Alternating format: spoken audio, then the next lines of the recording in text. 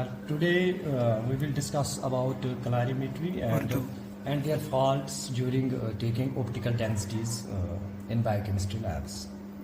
First of all, हमें पता होनी चाहिए कि calorimetry होती क्या है and what is the difference between calorimeter and spectrophotometer.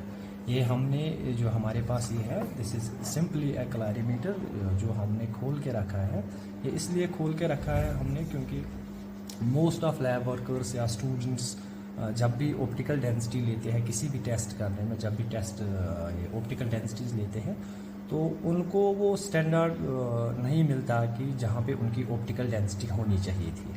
उसमें रीज़न क्या होता है, क्योंकि ड्यूरिंग वर्किंग प्रोसीजर हम क्या करते हैं, हम अक्सर क्लारीमीटर्स को ऐसे ही छोड़ देते हैं जिसकी वजह से डस्ट वगैरह जो भी होता है, पार्टिकल्स, वो अंदर फिल्टर में बैठ जाते हैं या इसके सिलिट के ऊपर बैठ जाते हैं या जो इसके अंदर जो सोर्स ऑफ लाइट लगा होगा या उस लाइट के ऊपर रह जाता है, जिसकी वजह से आपकी ऑप्टिकल डेंसिटी जो होती है वो इफ़ेक्टिव हो जाती है और आप प्रॉपरली ऑप्टिकल डेंसिटी नहीं ले पाते हो. और ये जो रेमेडी है, हमने इस क्लारीमीटर को इसलिए खोल के रखा है क्योंकि ताकि आपको ये समझाए कि जो हमारे इसके डिफरेंट कंपोनेंट जो एक क्लारीमीटर के अंदर डिफरेंट कंपोनेंट्स होते हैं जिससे हम ऑप्टिकल डेंसिटी लेते हैं किसी भी टेस्ट सोल्यूशन में. लाइक हम दिखा सकते हैं आपको, यहाँ पे हमारे पास ये जो है ये बल्ब है, ऑर्डिनरी बल्ब है हमारे पास. इनकेस अगर ये स्पेक्ट्रोफोटोमीटर होता आपके पास अवेलेबल तो वहाँ पे आपको ऑर्डिनरी बल्ब नहीं मिलता, वहाँ पे आपको ड्यूट्रियम टाइप ऑफ जिसकी वेवलेंथ बहुत ज़्यादा होती है, तो वहाँ पे वो आपको वो सोर्स ऑफ लाइट होता. उसके बाद आपके यहाँ से जो प्रिज्म लगा होता है, यहाँ से आगे इसके अंदर से आपको प्रिज्म लगा होता है जहाँ से डिस्पर्शन ऑफ लाइट हो जाती है. ये देखिए आप, तो यहाँ से डिस्पर्शन ऑफ लाइट हो जाती है, आपकी जो लाइट आ जाती है वो इंटू 7 में कन्वर्ट हो जाती है, जिसको आप डिस्पर्शन भी बोलते हो. जैसे आपने सुना होगा जो वेबगायर जो होता है वही क्रिएट हो जाता है. लेकिन अब इस वेबगायर सिस्टम को आपने कैसे कन्वर्ट करना है इनटू सिंगल वेवलेंथ में, इनटू सिंगल रे में. तो इसके लिए एक दूसरा कंपोनेंट है जो आपके यहाँ लगा होता है जिसको आप सिलिट बोलते हो. यहाँ पे आपको, जिससे आप फाइन करते हो ड्यूरिंग क्लैरिमेट्री में, लेकिन एक्चुअली इसको हम सिलिट बोलते हैं. इसका काम होता है जो ये यहाँ से जो यहाँ से बीम ऑफ लाइट जो होती है उसको सिंगल लाइट में कन्वर्ट कर देना. यानी जो डायरेक्टली सिंगल लाइट जो डिस्पर्शन ऑफ लाइट हो चुका है यहाँ से आपके प्रिज्म से जो डिस्पर्शन हुआ है, उस डिस्पर्शन को एक सिंगल नैरो बीम में कन्वर्ट करना, यही काम होता है इस सिलेट के. आगे से आपका फिल्टर रहता है. तो अक्सर जो हमारी जो प्रॉब्लम होती है वो इन्हीं फिल्टर्स के अंदर होती है जिसमें गिलास लगा होता है. और ये जो फिल्टर्स होते हैं, इन फिल्टर्स में आप देखोगे इनमें डिफरेंट कलर्स आपको मिलेंगे at a different wave length, क्योंकि हर कोई colour as per the VIBGYOR system जो है हमारा जो डिस्पर्शन ऑफ लाइट जो है, जहाँ पे आप वेबगायर पढ़ते हो VIBGYOUR, तो हर तरीके का कलर आपको यहाँ पे मिलेगा. और जब भी आप कोई टेस्ट सोल्यूशन लगाते हो एज पर दिस कलर ही आप लगाते हो. जो भी आपको कलर वहाँ पे मिलता है उसी हिसाब से आप उसको यहाँ पे पहले सेट करते हो ताकि जो absorption light and deflection light यहीं से हो जाती है. उसके बाद आपका क्यूवेट होल्डर है यहाँ पे, ये जो हम दिखाएंगे आपको, ये क्यूवेट होल्डर है जिसके अंदर आप क्यूवेट को डालते हो. जहाँ पे आपने क्यूवेट को रखना है तो आगे फोटो सेल लगी होती है. जो इस फोटो सेल का काम क्या होता है कि जो यहाँ से जो ये फोटॉन्स, यहाँ पे जो ये लाइट है उसको कन्वर्ट करना इनटू इलेक्ट्रिकल एनर्जी. देन आगे आपके गैल्वेनोमीटर है जिसपे आपको ऑप्टिकल डेंसिटी मिलती है. अब मैं आपको ये दिखाता हूँ कि हम इसको ऑन कैसे करेंगे और उसके बाद आपको ये समझ आएगा कि कहाँ से कौन सी लाइट. ये हमने ऑन किया है, इसको हमने प्रॉपरली रिपेयर साफ किया है. इसका जो यहाँ से जो प्रिज्म है इसमें बहुत सारी डस्ट थी जिसकी वजह से हमें बहुत एरर आता था ड्यूरिंग ऑप्टिकल डेंसिटीज़ में. उसके बाद उसको साफ़ करने के बाद हमने इस सिलेट को भी प्रॉपरली साफ़ किया. उसके बाद जो भी फिल्टर इसके अंदर लगा है उसको भी हमने प्रॉपरली साफ़ किया हुआ है.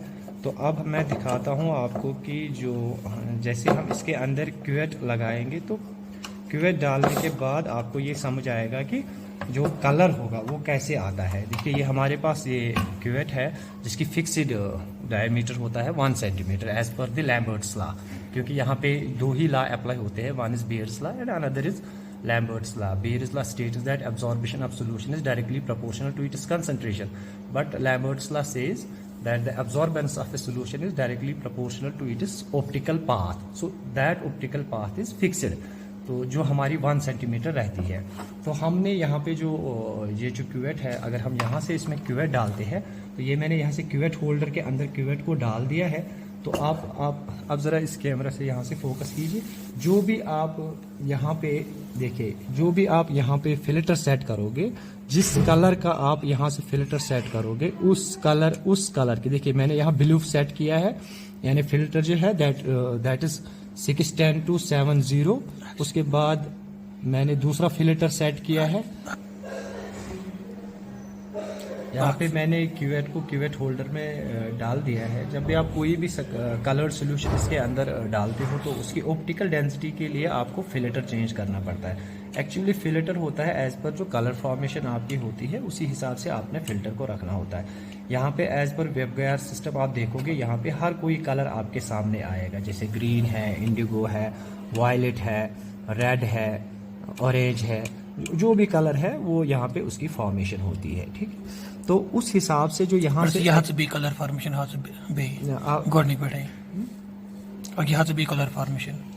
तो देखिए, जब भी आप कोई भी कलर सॉल्यूशन लेते हो to measure the optical density, वहाँ पे आपने देखना होता है कि जो आपकी कलर फॉर्मेशन सॉल्यूशन के अंदर जो कलर फॉर्म है, उसी हिसाब से आप अपना फिल्टर भी रखते हो।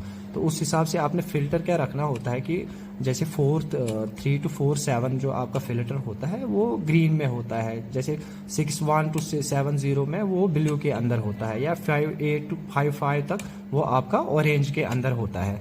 तो एज पर वेबगायर सिस्टम जो है आपका, जो वेबगायर सिस्टम है, तो उसी अकॉर्डिंग के यहाँ पे भी कलर्स होते हैं।